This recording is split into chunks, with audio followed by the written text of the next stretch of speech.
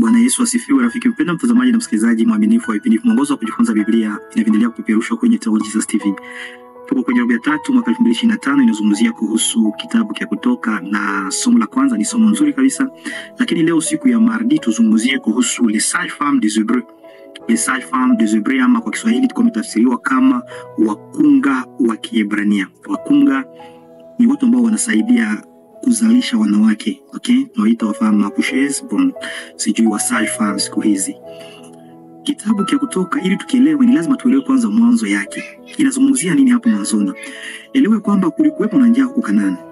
Na licha ya njaa, Yakobo akatuma watoto wake waende huko Misri kwa sababu kulikuwa na chakula, waende kununua. Lakini kwa bahati nzuri walimkuta ndugu yao Yusufu ambaye alikuwa amefanikiwa. Walimuuza wakidhani kwamba wanamteketeza, lakini walikuwa wanamsaidia na Mungu alikuwa amemuinua. Naye akawaambia mwende mlete jamaa, na jamaa ikakuja. Walikuwa tukaribia 17 na wakakuja huko mahali tunaita Misri. Wakafanikiwa kwa muda fulani, lakini baada ya ile generation kufariki, kile ambacho kilitokea ni kwamba walianza kuteswa. Wakati Farao wengine walipotawala, wakachukia Waisraeli. Lakini sasa leo tuje tusome kwenye Kutoka sura yake ni ya kwanza 9 hadi 11, na tuangalie wale wakunga ama wasage femme waaminifu walichukua jukumu gani muhimu, na kwa nini wanakumbukwa katika historia. Kwa nini katika Biblia wazungumzie wale wakunga ambao ni wasage femme? Nini ndicho kilitokea? Basi kabla tujaingia kwa undani, tumkaribishe Roho Mtakatifu.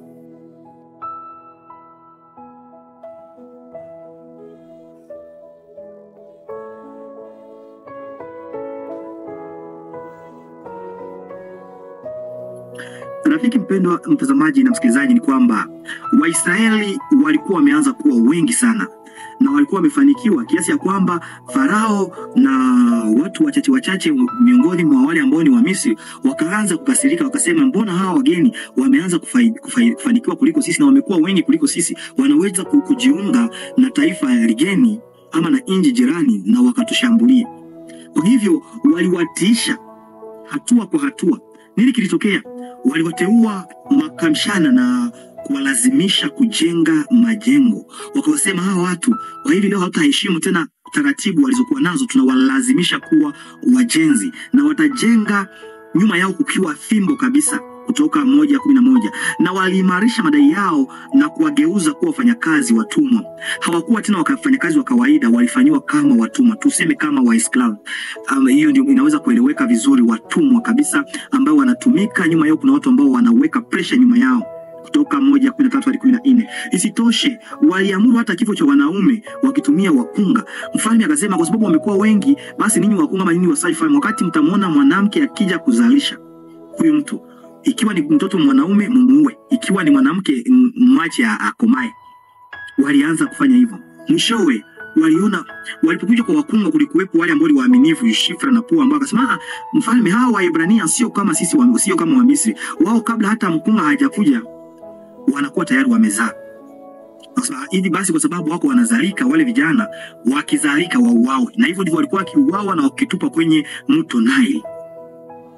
Kitu ambacho nataka ni kukumbushe mpendo katika somo hili ni kwamba katika vipindi vigumu, katika mateso, maisha ya Biblia inasema kwamba walipitia maisha mateso, machungu, maisha yalikuwa machungu, kuchoma matofali kwa nyasi, kuenda fanya kazi za ajabu, nyuma yako unakuwa na pressure. Mungu alikuwa pamoja nao. Nakumbuka shairi nzuri kwenye kitabu cha Zaburi 15:15, nasema muniite wakati wa dhiki, nitawaokoa nanyi mtanitukuza. Kwa hivyo katika ya uchungu huu, uaminifu wa wakunga Shifra na Pua unasimama.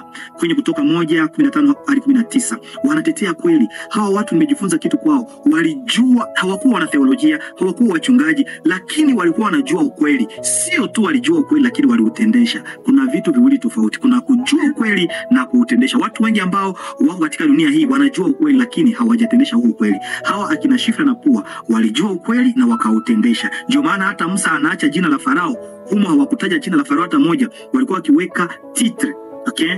aliacha hiyo jina anapoandika kitabu hiki, lakini anatupa majina ya Shifra na Pua. Pia inarekodi kwa kujifunza kwetu jinsi Mungu alivyowabariki kwa uaminifu wao. Akina Shifra na Pua walibarikiwa. Kwa hivi kuna mibaraka kwa wale ambao wanabaki kwa uaminifu kwa Mungu. Mpendwa mtazamaji na msikilizaji, akina Shifra na Pua walikuwa na uwezo wa kuua na kutesa na kukata maisha watu wengi, lakini wakasema katika kazi yetu tutamtukuza Mungu.